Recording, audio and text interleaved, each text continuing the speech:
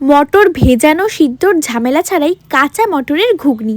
হাতে একদমই সময় না থাকলে কোনো ঝামেলা ছাড়াই সকালে বা রাতে রুটি, পরোটা, মুড়ি, লুচি যার সাথে ইচ্ছা বানিয়ে খেতে পারো।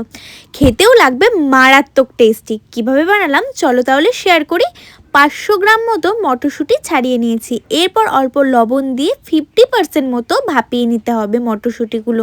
এরপর ঘুগনির বেসিক মশলা আদা, জিরে, ধনে, কাঁচা লঙ্কা একসাথে বেটে নিয়েছি।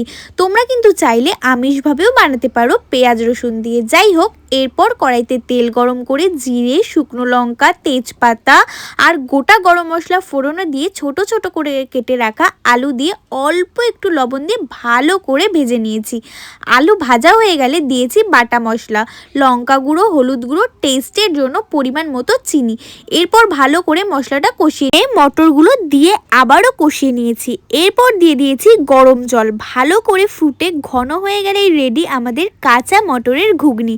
আমি এর সাথে ঘিয়ে ভাজা গরম গরম পরোটা সার্ভ করেছি। তোমাদের যা ইচ্ছে তাই দিয়েই কিন্তু খেতে পারো, খেতে অসাধারণ লাগে।